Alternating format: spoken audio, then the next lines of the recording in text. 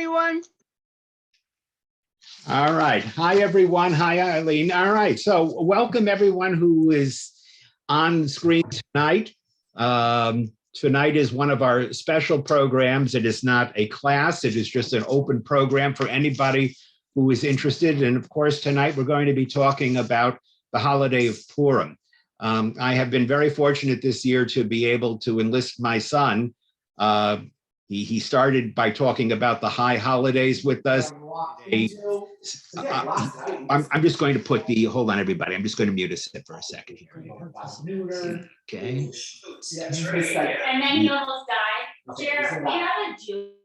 Okay, I've now muted everybody. All right. So I was able to turn to Shmuel for the high holidays and for Sukkot and Simchas Torah, and the most recent holiday he did for us, those of you who joined us, he was on with us for the holiday of Hanukkah. And so Sam tonight will be dealing with the question of the traditional mitzvot and customs connected with the holiday of Purim. And I'm not going to say anything about that. I will let him introduce the holiday to you. I do want to make mention of an interesting observation. You know, the holidays, most of the holidays that Sam has talked about have been what we call major holidays. Rosh Hashanah, Yom Kippur, Sukkot, Shmini Atzeret. These are holidays that are called major holidays. The holiday that Sam is talking about tonight is called a minor holiday. Purim, as well as the holiday of Hanukkah, are referred to as minor holidays. Now, lest you think minor means not important, that is not the case.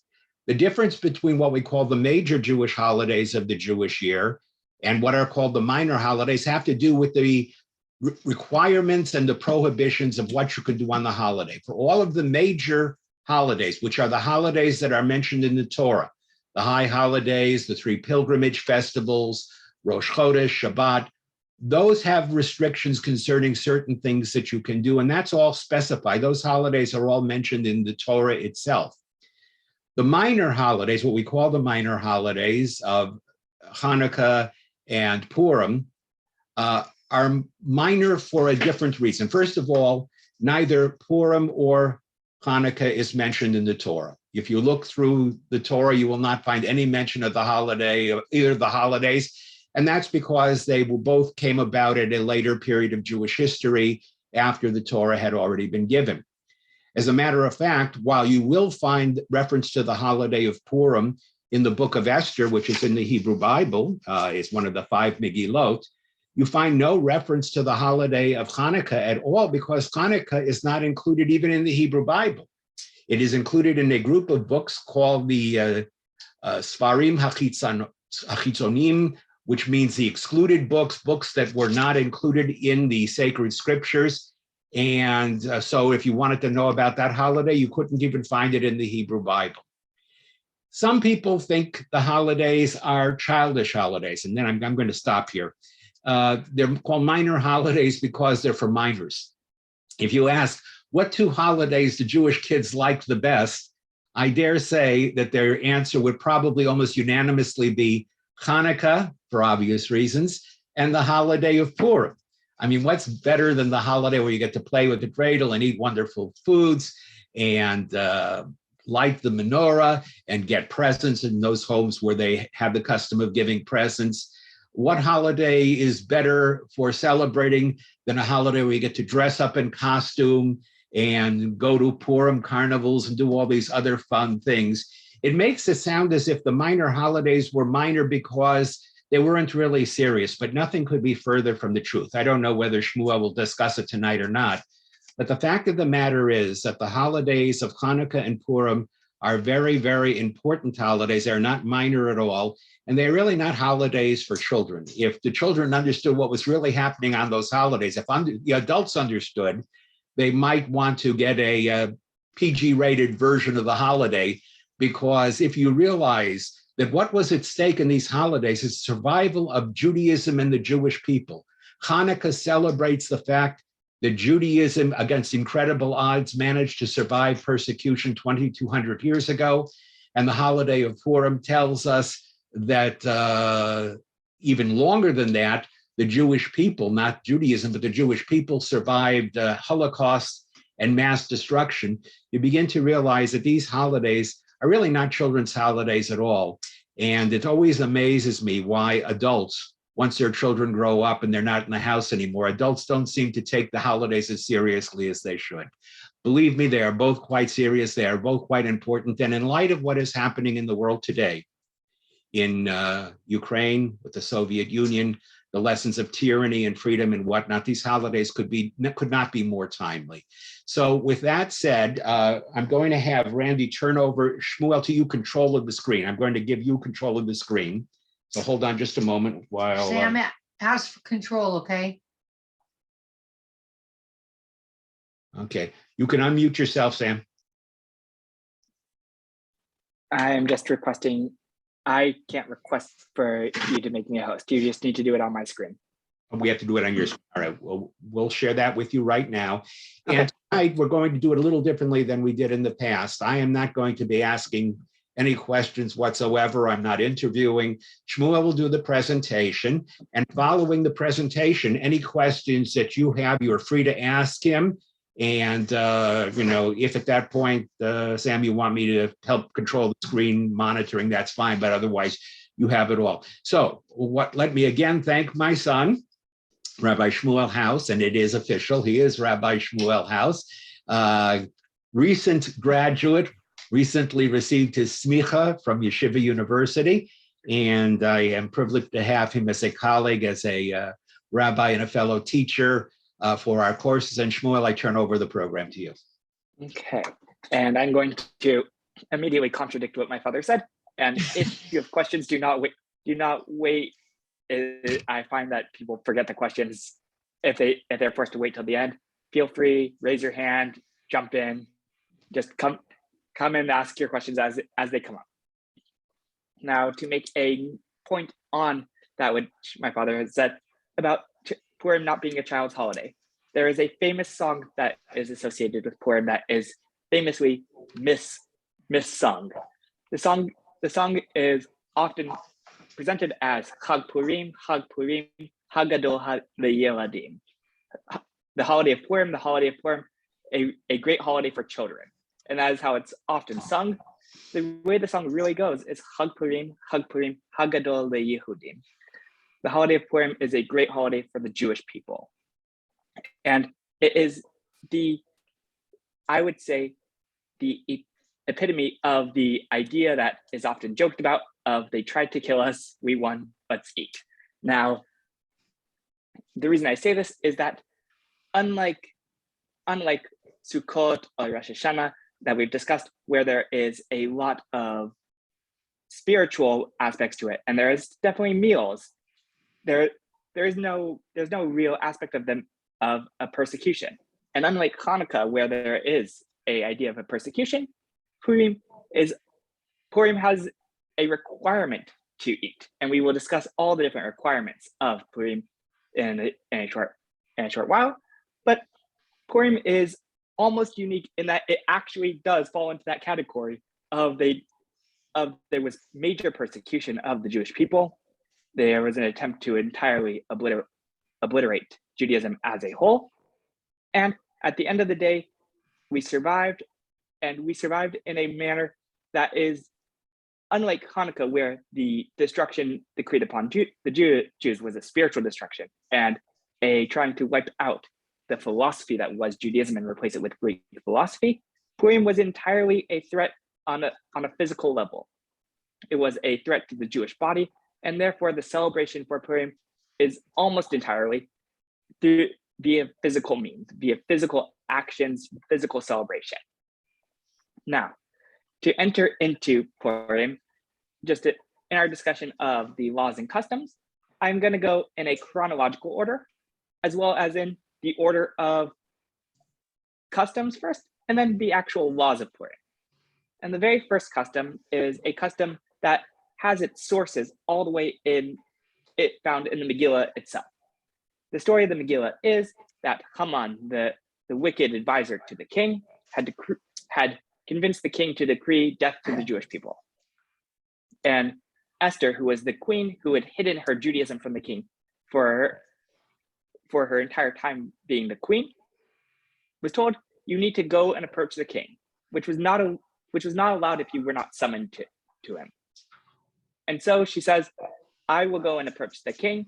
If you, my uncle Mordecai, who is the protagonist, who is the other protagonist of the story, and all the Jewish people will fast with me for 3 days prior to cleanse ourselves and to pray and to prepare for my approach to the king. And so, as a commemoration of that, as well as the fasting that the Jewish people did as they were fighting the war against those who were persecuting them, we have a custom to fast as well during the day before Purim. Now, this fast is unlike a fast of Yom Kippur, which is from sunset to sunset. This fast is from sunrise to sunset, and it is treated very lightly because it is not a commandment, it's not a mitzvah, but rather just a custom that was accepted upon by the Jewish community really very late. The first written source of a community accepting this custom is in the 12 or 1300s. We are lenient on this fast, and if there's any need to break the fast for feeling of sickness or weakness or whatever, we are told that one should go ahead and break it, even if it's just has a little pain behind the eye. That's already considered enough of a discomfort to break one's fast. So that is the fast of Esther. The other major custom that is associated with Purim doesn't actually have much to do with Purim itself, but has its roots in even older traditions. In the Torah, very recently actually, we read a parsha called Parshas HaShekel, the giving of the shekel, or the half shekel. And what they would do in the times of the temple and the Mishkan before that is every year on the month of Adar, which is the month of Purim, they would collect this half shekel in order to pay for all the sacrifices and all the offerings that were brought in the temple for the entire year. And so, as a commemoration for that, a custom grew that during the month, specifically during the month of Adar, and even more specifically, the day before Purim, we have a custom to give a donation specifically for maintaining needs in the Jewish community, whatever that may be. So if it's to synagogues to maintain services, or if it's to food shelters to help provide food to people, there is a major custom to provide a donation. What that donation is the details of that are argued about, but in general, the idea is that this is a time where we are really trying to build a closeness with each other, to support each other, and therefore these donations that are often requested that we give is so that we can build up a community, so that we can make spaces for a community to come together and be together. And that concludes the entirety of customs of Purim. Now, I'm trying to make a very sharp distinction. Customs are things that were not established as law by the rabbis or by the Torah, going back all the way to either biblical times for Torah laws, or the times of the early rabbinic period, right after the destruction of the temple for the rabbinic laws. Customs, however, do not have significantly less weight. They are still treated as very important. There are many things that are not laws on a biblical or a rabbinic level, but because we consider them custom, we treat them as almost as stringent.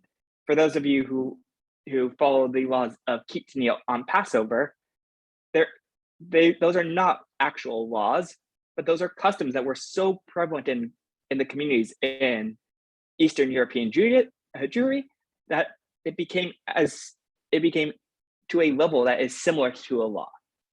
So when I'm saying say customs, I don't mean, oh, it's just a custom, we can brush it off, but that it does really have some major significance.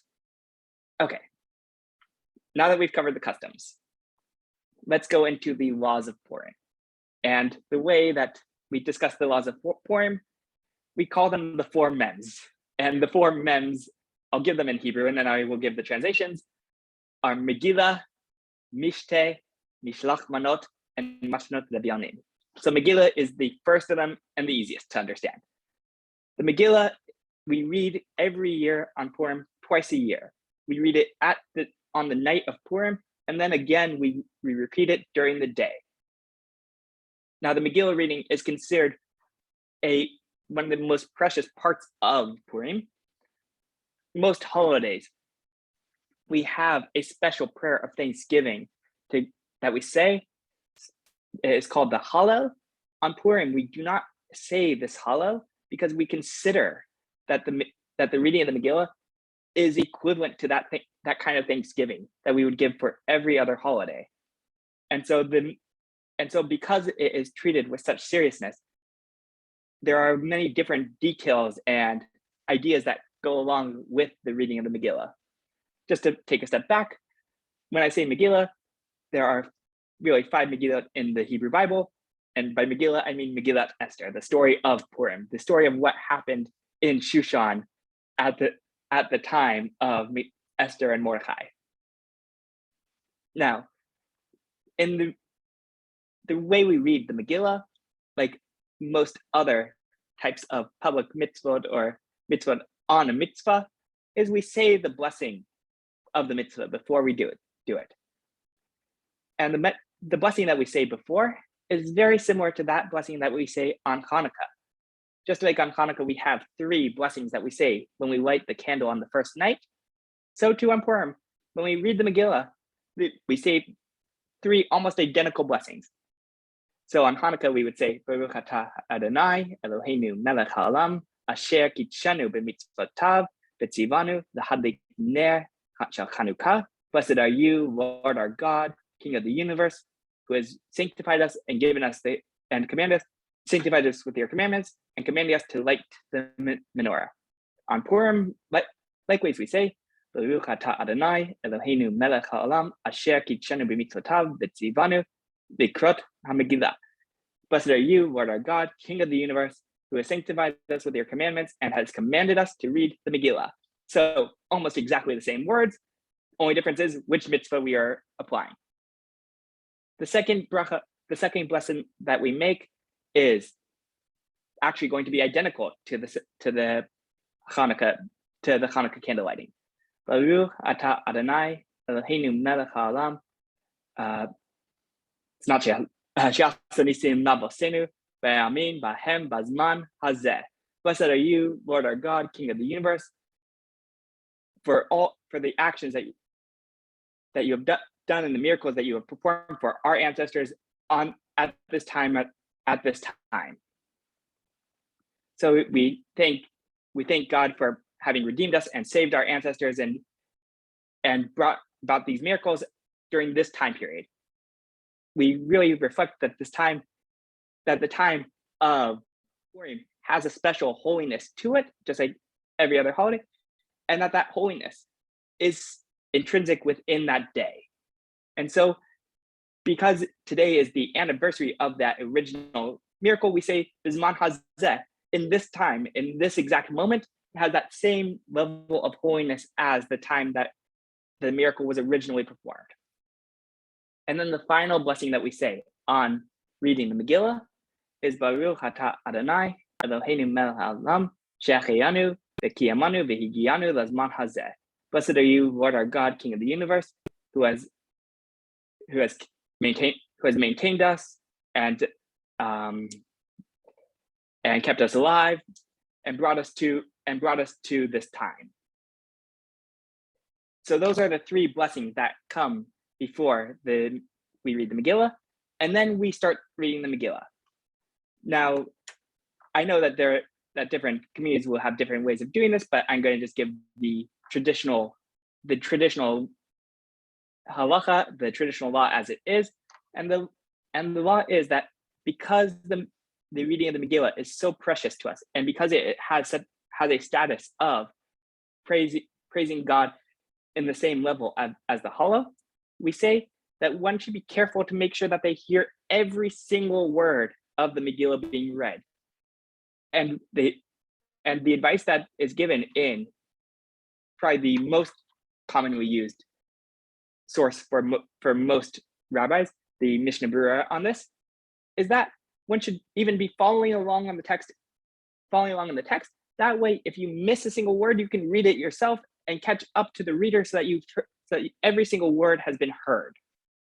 And that is considered the normative halachic practice, the normative legal way of doing this, such that we are able to fully and completely appreciate the entirety of the story of the Megillah. Now, the Megillah can be read by multiple people. It can be read with interruptions, but the important thing is that one hears the entirety of the story. Upon finishing of the Megillah reading, then I'll come to the hand in 1 second. Just I want to finish the sentence. When it's finished, the entirety of the Megillah reading, then there is a longer blessing that is said by the person who is reading at the end. Then there are songs that come after and other parts of celebration. But the majority of the mitzvah of Megillah is really those 3 blessings that come in the front, and then the listening to the entire Megillah. Yes, there's a hand. You are muted. I am muted. All right. I'm assuming you're moving to the next mitzvah, so I had a couple of questions with regard to Megillah, Shmuel, if I could. If a person cannot go to hear the Megillah being read publicly in a congregation, can you fulfill the mitzvah of reading the Megillah by reading it to yourself, or do you need a minyan? Do you have to have 10 people in order to fulfill the mitzvah of reading a Megillah, or theoretically, could I just open the book of Esther and read it to myself, even if I read it in English? Would that be acceptable? Would I be fulfilling the mitzvah of reading Megillah? Okay, so those are 2 different questions. Okay. The Megillah reading does not require a prayer quorum. It does not require a minyan of 10 people. That is the first step there. However, many of the legal decisors do state that if one does not have a prayer quorum, they should not say the after blessing on the reading of the Megillah. The after blessing is very related to an idea that we talked about a little bit in Hanukkah, Parsune Nisan, publicizing the miracle, and the idea, and therefore you want to do that in a very public manner. The more people, the better, and so therefore many are cautious about saying that blessing if you don't have the prayer quorum. Now, as for the yes. No. So what you're saying is I could say the 3 blessings beforehand, read the Megillah myself, and then without saying the blessing afterward. Can I read the Megillah in English, or does it have to be read in Hebrew? If I don't read Hebrew, can I read it in English? So that becomes a little bit tricky. The old sources, the Gemaras, say that reading it in a translation is fine. However, they do still require it be written in a kosher Megillah scroll. So it would have to be an accepted translation in a kosher scroll. Now, that's wonderful when there is an accepted Aramaic translation. For an English translation in an English scroll, there isn't really such an accepted translation. And therefore you get into a harder question. So from the halachic sources, it is hard to say that would be acceptable. Would there are more sources to say that zooming into a Megillah reading would probably be a ideal way of doing that. in that you are still going to be able to fulfill the obligation. So Okay. Venus, I'm gonna jump if I- into- and Brina, I'm going to let you read it. So what you're saying, I just want to reinforce it is because there's a question as to whether you're reading it from an accepted kosher scroll, you may not fulfill the obligation, but you're saying that it would be all right, for example, to go on to Zoom and listen to a reading that was taking place somewhere else from a kosher scroll. I could fulfill my obligation that way. Is that what you're saying? So that's been a major debate over the past 2 years, but most authorities do say that does work. Brina? Okay. So I have a question about the scroll itself. Yes. Unlike the Torah scroll, which has two Atzei Chaim, two rollers, Mhm. Megillat Esther, and I'm assuming the other four Megillot also, only have a single Eitz Chaim, a single roller. And I was curious, two things. Number one, what is the particular reason why there's only one? Is it just because it's such a small scroll that having two rollers may be a little impractical? And also, I know, like, for example, the Megillah that we have at CBS now, it's just rolled up. It doesn't have a roller at all. And I'm just curious what, not necessarily from a halachic standpoint, but, you know, what are the differences? Well, I guess maybe halachic, what's acceptable?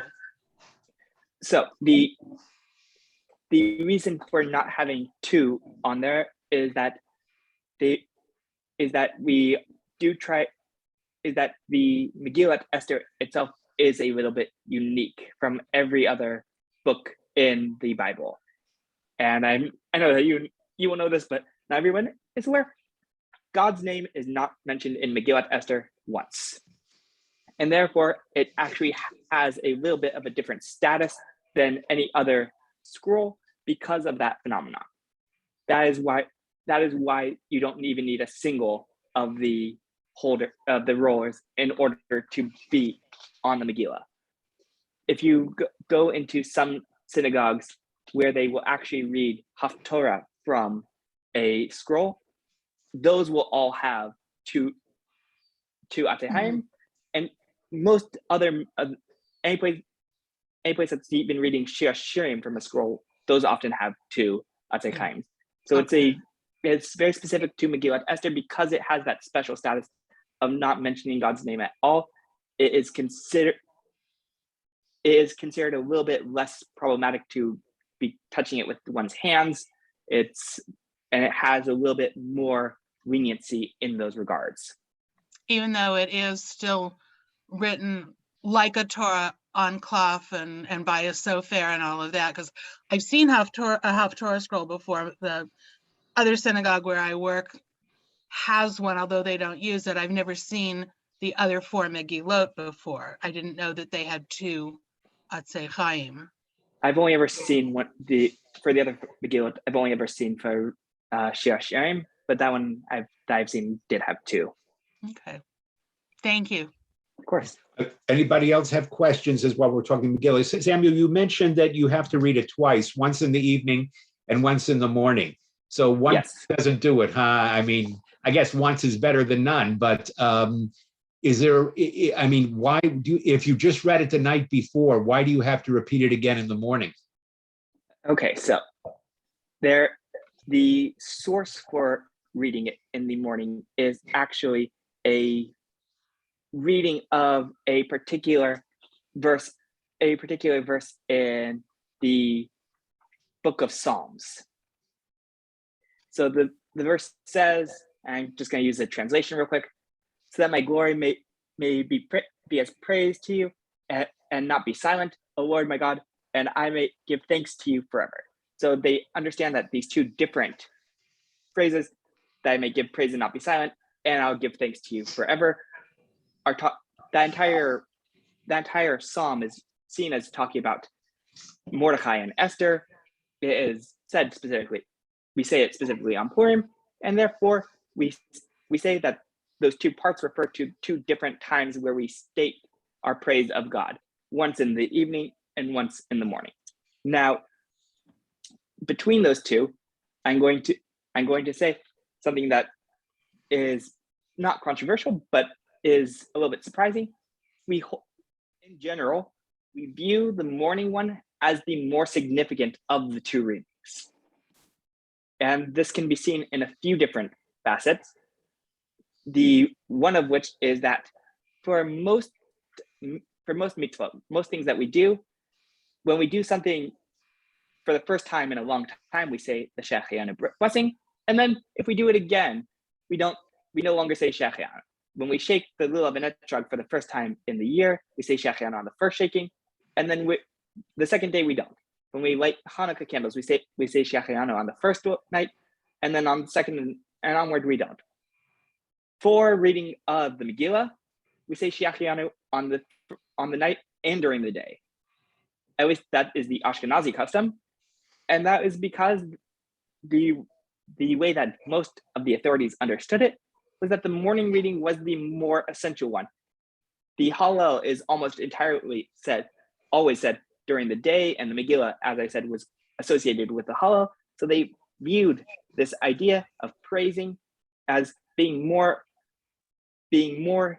suited for the day. Now, this is going to lead into another aspect that we're going to talk about in a short while, which is also that the other three mitzvot that we are going to discuss, the other three commandments that we're going to discuss, are all also pertinent to the day. They're not. We don't say that the night is sufficient for them. And so the day of Purim is actually the more serious of the Megillah readings. And so to give a short answer to your question of why there's two readings, the one that I've heard that makes the most sense is the Megillah is considered important. It's considered like a Hallel, but it is also long and hard to pay attention to the entire thing. And so therefore, you need to go through it the first time in order to be able to sit through it the second time and really know what's going on. Yes, Brina. I don't know if you're going to address this later on, so this is kind of a question on that. The Torah reading on the morning of Purim, were you going to talk about that at all? I was not going to, so go for it. Okay. Just asking. Okay, so the Purim in general is very related to a battle that the Jewish people have with a nation by the name of Amalek. And there is the relationship between these two nations is ancient and difficult, and often for many of a modern mindset, very hard to accept. It is one of the times where the Torah very specifically says that the nation should be entirely wiped out. There should be left no survivors. And that is a very hard idea for a modern mindset. So I'm going to put a little bit of a explanation on this, in that it's not necessarily talking about the people. During the initial war, it was talking about the people, but when we discussed this idea that there should be an entire removal of Amalek, of this nation of Amalek, the way that it is commonly understood now is the idea that what Amalek stood for. And who Amalek was Amalek were the people when Bnei Israel, when the people of Israel were leaving Egypt, Amalek were the people who attacked Bnei Israel from the back. They attacked the stragglers, the weaker, the older, the young, the women, the children. They sought to say, all this that's going on, everything that happened before is just happenstance. It's survival of the fittest, and we are going to show that we're the fittest. We're going to survive. We're going to wipe it. We're going to wipe them out. It's a complete disacknowledgement of God's hand in anything, and just saying we'll do whatever it takes to survive, regardless of what morality or ethics or society should do. This is also where the main antagonist of the Purim story, Haman, comes from. His ancestry is also from Amalek, and his attitude is survival of the fittest. I'm the top of the country. I'm second to only the king, everybody should be subservient to me because I'm the apex predator. And a complete refusal to acknowledge that there could be anything that is beyond his authority. And the poem story goes and shows everything can be flipped upside down. You can see it as happenstance. You can see it as random chance. He throws lots and just chooses a date, or you can see it as a divine hand leading the path. And the Jewish way, the Jewish hashkafa, the Jewish mindset is that we should view the entire thing as being guided by God. And that is what we're told to wipe out. Wipe out the idea that things are happening by happenstance, by random chance, and understand that there is a divine plan. There is a path that we are going down. And that is the essence of our war with Amalek, to say. Okay.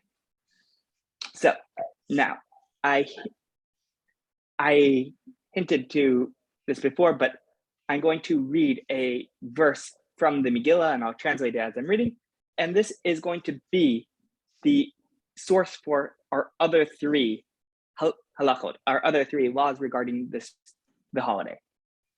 The source that we read, that we got Megillah reading from, was a little bit removed. It was from the book of Tehillim. We attribute that to King David well before the Purim story ever happened. Here we have a little bit more concrete.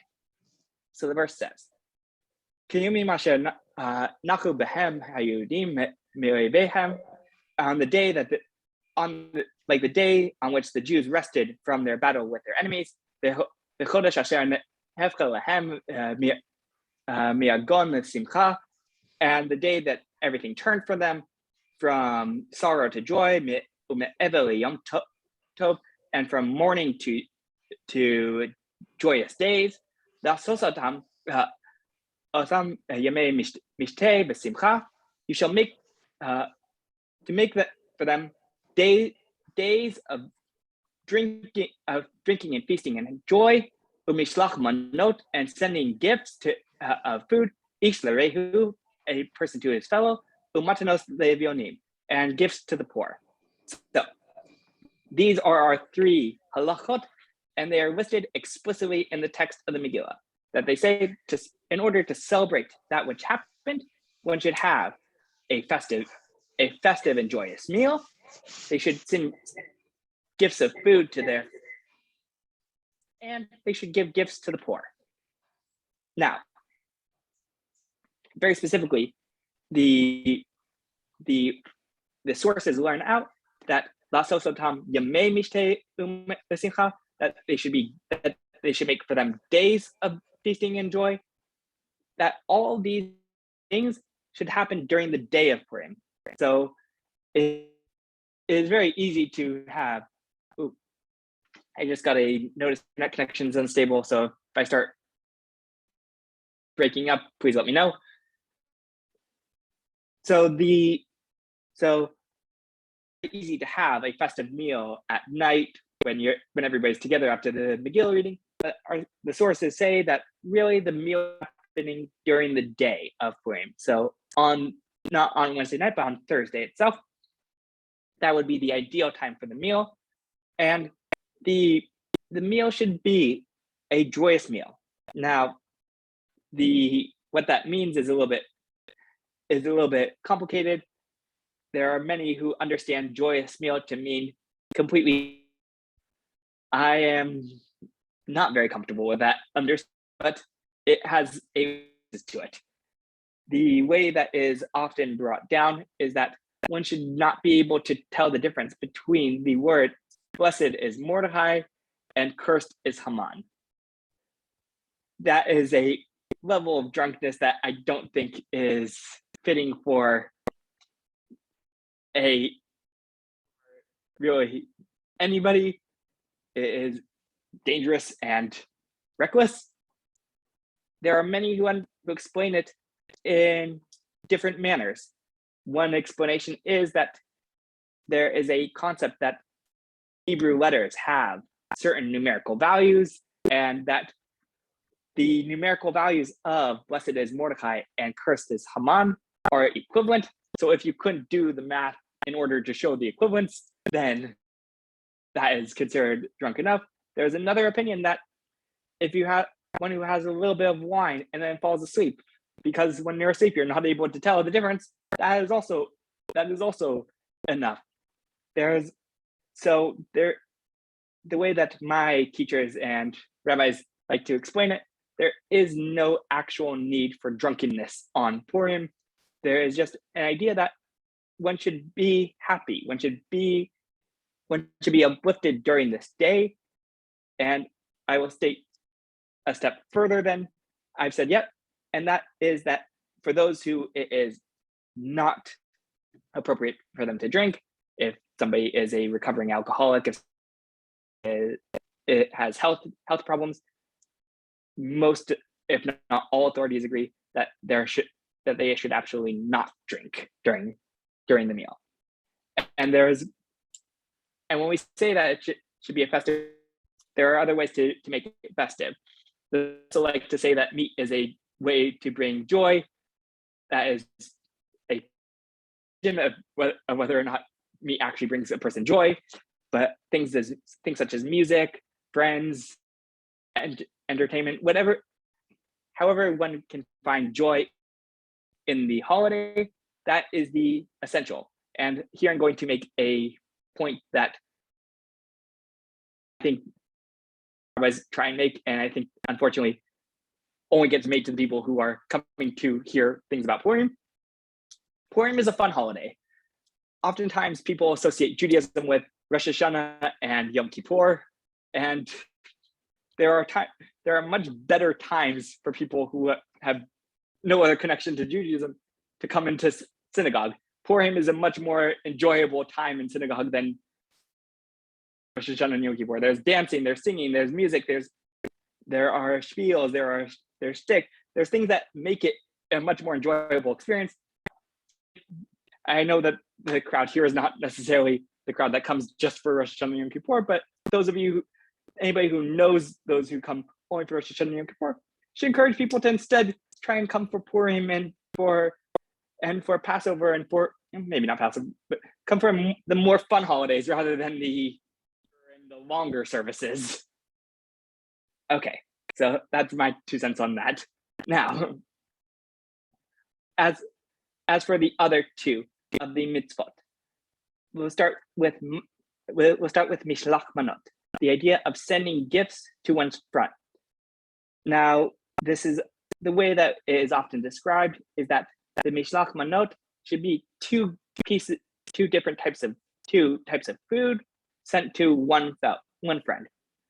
In general, we try and be a little bit more, we try to give a little bit more. We'll give more to people. We want to build our community. Purim is all about about building this Jewish community, building a communal sense, and therefore, oftentimes, people will send gift baskets to many different people, not just to one person. But the base requirement is two types of food to one person. Now, there is a custom. I have been trying to find the source for it, but I have actually not been able to find it. But there's a custom that the two different types of food are foods that have different blessings associated with them. I don't necessarily know where this custom comes from, but oftentimes people will send some kind of grain product which has a blessing of B'rei Min Hazanot, which is a kind of sustenance, and some fruit or wine or grape juice or vegetables or something that has a different blessing attached to it.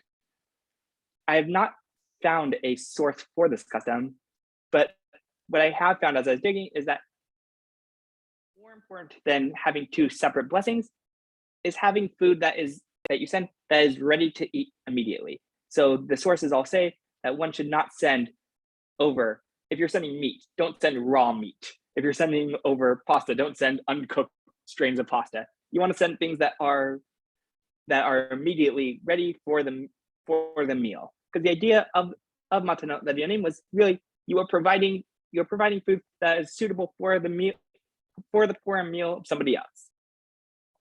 So that is the main idea of Matanot Levyanim.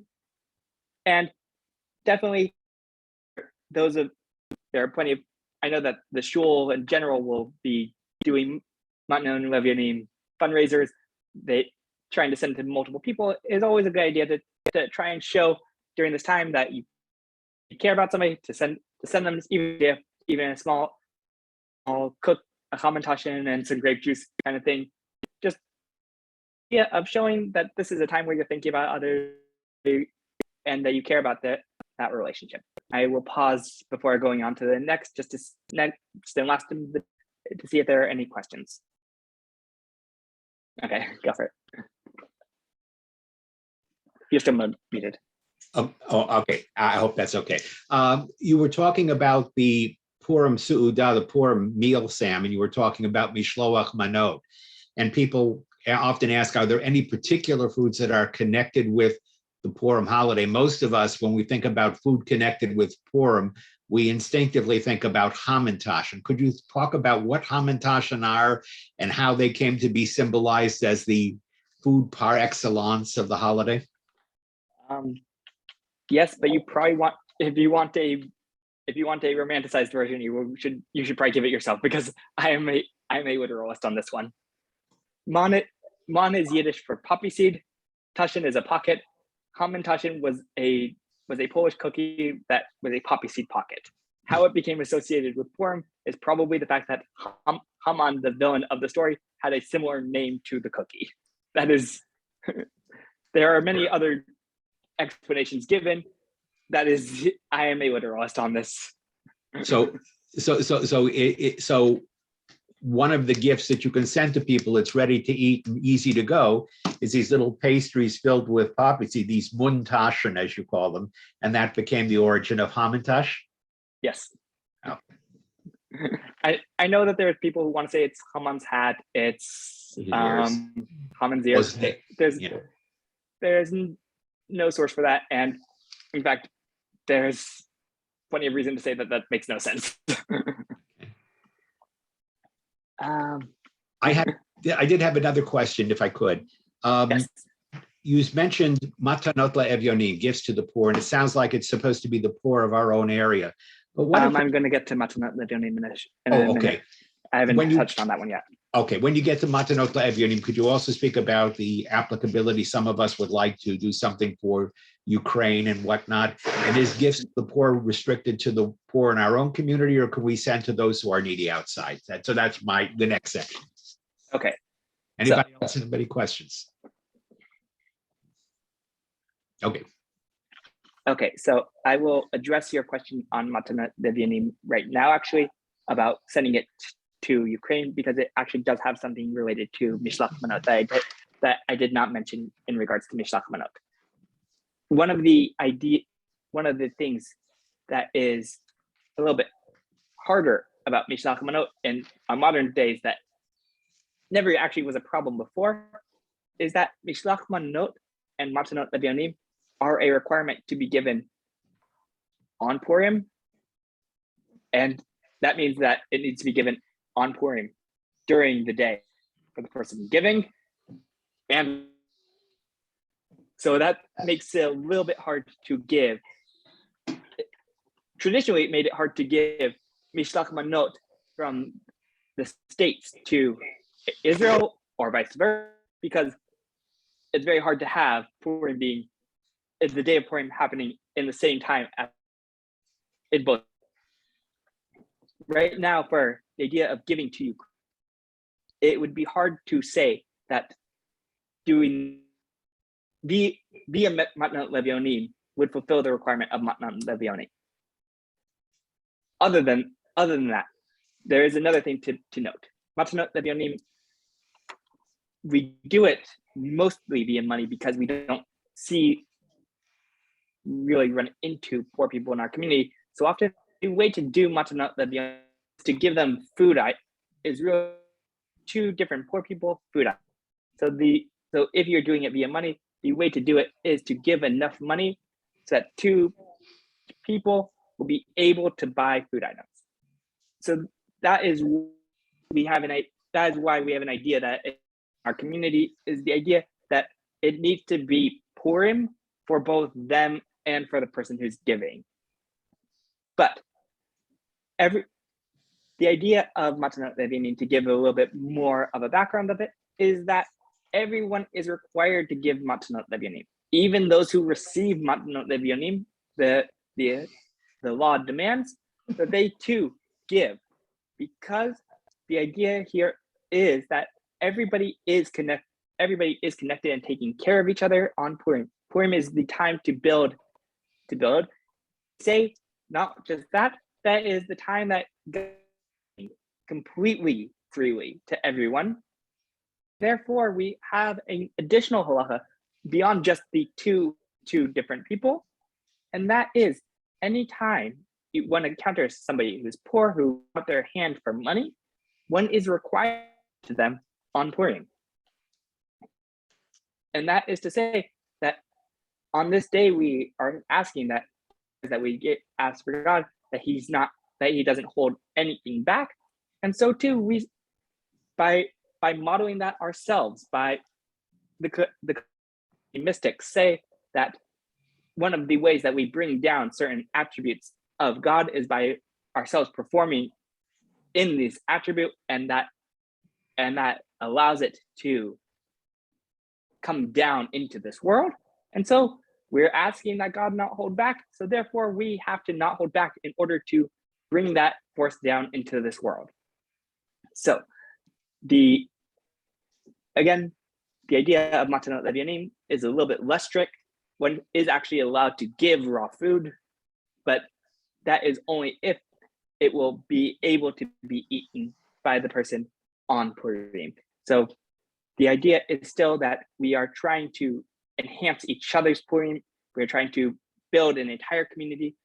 Everything really involving Purim is about community, from the fact that Megillah is inherently associated with Parsunim Nisan, publicizing the miracle, to the fact that the Suda, the meal that we have, should be a large meal. It should be festive, with the fact that we are giving each other gifts and taking care of those who are less able to take care of themselves.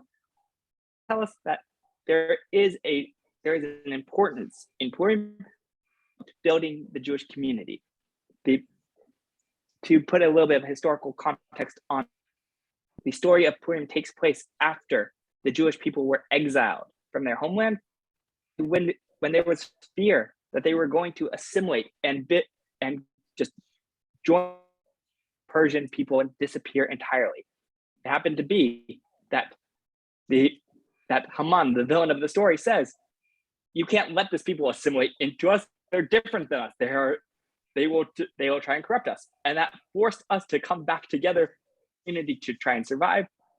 And in doing so, it reminded us that for the Jewish people to survive as a separate people with a mission from God, we have to make sure that we are building and making a Jewish community. Okay, that is everything that I have prepared matters. So I am now open for any questions that anyone has. Yes. Just a quick follow-up. You've talked about the 4 mitzvahs of Purim. You've talked about the Ta'anit Esther and the Shekel. Where does this business about dressing up in costumes and masks come from? And where on earth did anybody ever come up with the idea of a Purim carnival? Does that have any basis in tradition whatsoever? Okay, so 2 different questions. So I'm going to separate them. Okay. Costumes and masks has a lot to do with Purim. Masks in general comes in already from the time of the early rabbis, and they asked the question of, rabbis had an idea that everything in the world has its foundation in, and even that which the rabbis themselves create, those laws that the rabbis create, or those ideas that come after the time that the Torah is given, has a foundation in Torah. And so the rabbis ask, where do we know the story of Purim in Torah? And the answer that they give is from a verse where God says that he will hide his face from the Jewish people. The words used are Hester Panim, Hester being the word for hiding. And they say Hester here, what is it referring to? It's referring to the Esther. And that one of the reasons why God's name is never mentioned in the Megillah is because not that God is not there, that he's hiding. He's pulling all the strings in the background. He is the ultimate puppet. He's the ultimate puppeteer. He's the ultimate ventriloquist, talking through the mouths of those of righteous and wicked alike. And so, just as God wore a mask, wore the mask of Haman to get the Jews to unite, wore the mask of Ahasuerus to make the decree, wore the mask of Mordecai to give the warning to Esther. All of these masks that God wore, we, again, emulating God, we celebrating that miracle, put on masks ourselves, put on costumes to show that our face is hidden. And this is often given as one of the explanations for why one drinks on Purim, because if one has ever tried to wear a mask or a costume in a drunken state, they will see the mask slowly starts to fall off. You can't, it's very hard to keep it on, because that's the idea, trying to remove that hester, that hiddenness of God, and bring about the revelation. That is the mystical, Kabbalistic explanation for why there is an idea of drinking on Purim in the first place. Now, as for of the Purim Carnival, from the early times, it was known that such a significant holiday, that it was important to train the children in the holiday. Certain holidays have that built in. The Seder night is built all around the children asking questions at the table. The sukkah is very similar, that it's a house. You are now living here. We're all here as a family. Hanukkah candles, from the time that a child is old enough to pick up the Hanukkah light to light the candles, we train them to do so. Purim, however, became a little bit difficult because already the later sources talk about the fact that when you bring the children in to hear the Megillah read, all they want to do is bang on the table and shake their groggers when they hear Haman, and they don't really know how to stop. And so the sources, and particular in my mind, are the Mishnah Berurah and the Kitzur Shulchan Aruch. Both state that if a child is capable of controlling themselves and stopping when they are told, then they can be brought to hear the Megillah. But because it is so important that everyone be able to hear every single word of the Megillah being read, if they are not able to sit quietly and not bang excessively, the idea was that they should not be in the shul, even though Megillah reading is so important for them to get trained in. One still needs to be respectful of the adults who do have the obligation and do have the desire to hear the Megillah being read in a proper way. So my assumption is that the Purim Carnival stemmed from the fact that most of the time the children would not have been in the shul, but would have been out in the fields playing and been out celebrating Purim in ways that were more fun for them. Okay. Jerry's funny. Brina? Going back to what you said about Hester Panim and God being hidden, also too, Esther herself was hidden. Hadassah, Absolutely. she was hidden. She did not reveal herself until that moment in the story when that was necessary. Absolutely. Yes. So masks are there too. What about this barbaric practice where some lay people actually get up and they have what's called a Purim spiel and they make fun of their rabbis? Where did this ridiculous custom come from? The ways of joy. Joy to make fun of your rabbis. Okay. As we see with every election cycle, there is a certain pleasure that is brought by bringing low high officials. Yes. Yeah. Rabbi Shmuel, having, well, yeah, so what if I held him when he was a baby? He's still Rabbi Shmuel. We are having some internet issues here, so you did cut in and out a couple of times for us. Maybe you addressed this, but what does Purim itself mean? What does that word mean? So Purim literally means lots. And the reason why it received the name Purim is that a date was chosen for the annihilation of the Jewish people. And the way that Haman did his choosing was he cast lots, like a lottery. He threw the coins and they landed where they landed. Because the entirety of his philosophy that was so against what we believe was that the fates decide, random chance. It doesn't matter what's right or wrong. I'm going to let the world operate in its natural fashion. And I will come out on top because I am the fittest, and survival of the fittest is how the world works. Thank you. Marlene? I think I'm mixing up Simchas Torah with this holiday. Why do I remember us drinking slivovitz? Was this the holiday that, you go up and you had is it whoever read from the Torah Megillah? Is that took what a it shot. was? Yeah, okay, I'm not wrong. I remember this. No, we drink at least 2 times a year. Actually, 3 times a year. We drink the day our sons have their Brit Milah. We try and drink to take away the pain of watching our kids go through the pain. And then we drink on Simchas Torah and on Purim. Both probably have to do, I guess, with the same idea, the idea of joy and of happiness, doesn't it, Shmuel?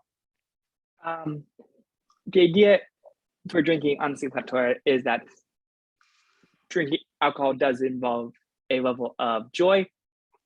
My teachers and rabbis who already said to limit drinking on Purim were absolutely opposed to drinking on Simchat Torah. So Oh, really? yes, there's no real source for drinking on Simchat Torah, and it is actually a little bit dangerous because would one accidentally drop the Torah in a drunken state, there is a idea that there would be a major fast that should happen. Wow. So dancing with the Torah and being drunk do not necessarily work so well together. No, nobody, by the way, let any of your Chabad rabbis know this. They're probably used to doing it. They probably, Well, anyway, thank you. anybody else? Gail? I do have another question, and I hope you didn't answer this too, but the Purim meal, I mean, I'm not accustomed to thinking about a special meal for Purim, and I didn't realize that that was one of the mitzvot. Other than Hamantashen, is there some foods that are typical to have at the Purim meal?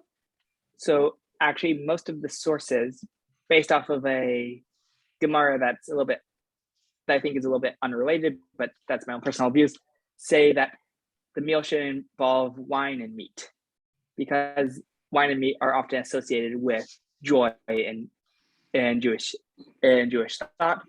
It is also why it's associated often with holidays. And there's no particular food, but what one should do for the meal is one should have not necessarily challah, but some kind of bread in order to be able to make the Birkat Hamazon, because on Purim, just like on Hanukkah, there is a special addition to both the Amidah, the Shemona Esrei, the main part of our prayer, as well as to the Birkat Hamazon, the grace after meal, that is special for Purim. And the idea is that one should be able to say, one should take that meal as an opportunity to say that a special addition of gratitude for what happened in the days of Esther and Mordecai. Thank you. All right, this is the last opportunity for those of you who have any particular questions on the holiday of Purim.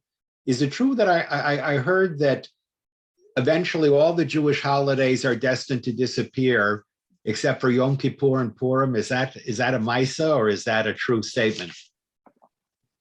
There is sources for that statement. It is based entirely off the idea that Yom Kippur will be a day entirely to celebrate God as it is treated now, and Purim will be a holiday that is entirely to celebrate the Jewish people for having completed their role in this world, their role being to extol God to the nations and to show his oneness to the entirety of mankind. However, there are plenty of other sources that say very explicitly, and it is one of the Rambam, Maimonides' 13 principles of faith, that nothing in the Torah will ever disappear. And so to say that any of the Torah holidays will disappear is already a problematic statement on that. And so to understand it, I think, is to understand that what it is saying is that all the things that we are currently celebrating will not, in the time of ultimate redemption, will pale in comparison. All days will be like Shabbat. All days will be like Passover. All days will be like Sukkot. They will have this extra level of holiness. Purim and Yom Kippur will be special because not just as days, but as days specifically of celebrating the partnership of God and the Jewish people in the achievement of the world's purpose. So we celebrate Yom Kippur for what God did for us to enable us to be one with him. And God, as it were, celebrates the holiday of Purim in acknowledgement of what the Jewish people went through in order to fulfill their mission. It's kind of like God and Israel are praising each other. Right. Very good. All right. Anyone else? All right. Well, Shmuel, thank you for coming. Oh, there you go. Debbie, go ahead.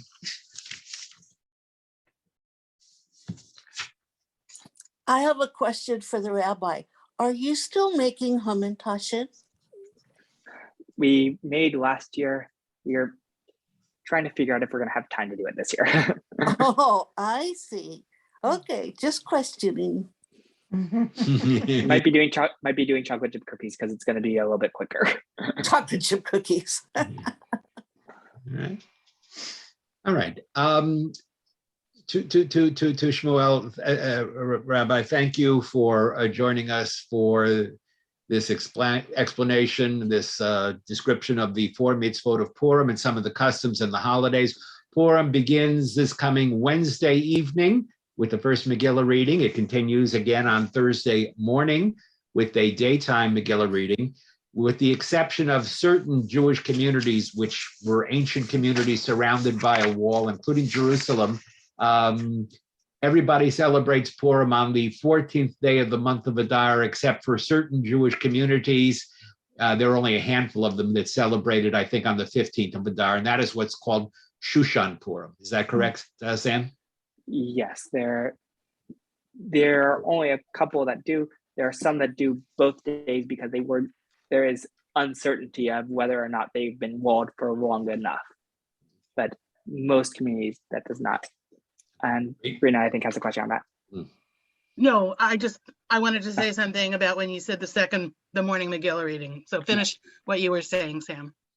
Oh, that was the entirety of my part. Oh, I was just going to say, for anybody who's interested in hearing a morning Megillah reading, if you have connections to a synagogue that has a daily minyan, they are going to be reading both the Torah reading of 3 Aliyot and the Megillah reading. For those of you who are interested in watching online, the other synagogue that I work for, Shomrei Torah, does have a daily minyan. They will be doing it. I'm happy to put their website in the chat, and it's easy. It's very easy to log on. And hang on one sec. Okay. For those of you who are out in Santa Clarita Valley, I've just been informed that Chabad will be out doing the Megillah reading on Thursday morning at 9 o'clock at Chabad. And I also am told that there will be a Megillah reading done from VBS at 7:30 on Thursday morning. Yeah, Shomrei Torah is at 8 o'clock. 8 And o'clock. they do live stream online. So you can watch it as it happens. It's also archived and you can watch it after the fact. If you're not available during that time period, but you still want to see the morning service Mhm. and Megillah reading. Say hi to Joey. All right, and just to make mention of the fact, I know it's jumping ahead to the next holiday, but believe it or not, I think the holiday of Passover occurs, the first Seder night is April the 15th, so we're about a month away from the holiday of Passover. If you thought there are a lot of laws, which there really aren't, concerned with the holiday of Purim, I'm not sure. We may have to do a couple of sessions to cover the laws of Passover and chametz and matzah and the Seder and whatnot. So we'll come up with the schedule for that. Thank you, Shmuel, for joining us. For those of you who are regularly with us tomorrow, we are studying in the book of Exodus. We are doing Matan Torah. We are actually studying the events of the giving of the Torah at Mount Sinai in our class. We sent out questions for the session. If any of you want to join us tomorrow night, 7 o'clock, for our session on the book of Exodus. This coming Thursday, normally on Thursday, we have Sefer Shmuel. We're studying the book of Shmuel. We're at the story of King Saul, but this coming Thursday, we will not have a session because I'm celebrating with my wife her birthday. So we're taking a vacation this coming Thursday. I would like to also acknowledge my nephew and his wife, Joey and Lindsay, are on. Joey, Lindsay, hi, it's nice to see you on. I don't know, did your dad get you the book I told him for? We're gonna see him tonight, so we. Oh, all right. Well, I left it at Grandpa's house and he was supposed to pick it up. So if you have any questions, you can either call Shmuel or you can call me if you need anything. And it's nice to have you on the line. To all of you who are on the line, Chag Purim Sameach. Have a very, very lovely Purim holiday. And during this celebration, please think about what's happening around the world. You know, for many of us, we trace our heritage from the Ukraine. I mean, many Jews lived once in the Ukraine, and it was a major Jewish center, and it experienced major tragedy during the Shoah. I am proud to say that in response, among other things, and among what other countries are doing, that Israel has not only provided for Jews who are Ukrainian Jews to come to Israel and to welcome them as refugees, but Israel has also welcomed non-Jews, Ukrainian refugees to Israel as well. If there's one thing we've learned as an experience as a people, is that when you sit indifferent to the suffering and the persecution of others, then you are partly guilty as well. If you're not part of the solution, you are part of the problem. And so if you haven't already, there are a number of good causes that you can donate to help Ukrainian refugees. And it's my hope that by the time we come to our next Jewish holiday, that this terrible, terrible episode in the life of the world is behind us. And with that, good night. Good night. Thank you. Thank you. Thank you very much. Thank you. Sam, Thanks very I'm much. staying on. Sam, your mother says stay on. I know. We should turn off the recording. All right. Your mother said to stay on. His mother, that's the boss in my house. So the mother says to stay on, that's it. A second, just for a second. Listen to your mother. Listen to your Bye-bye. mother. Yeah. Chag Sameach, everybody. Bye-bye. Zoe, you can stay on too with Lindsay. Joe, you can stay on too. We're not chasing anybody else off That's of true. video. Okay, so you can. Sammy Jacob, I was just staying on for a minute to say hi. Hi, I was gonna text you today. We ended up doing a lot of errands to try and get everything ready. Not to worry, honey. Just give Jackie my love and I'll talk to you later. Will do. Okay, love you. Thank you, Aunt Gail. Joe, Lindsay, everything good? Yeah. it's Okay, really good. All right.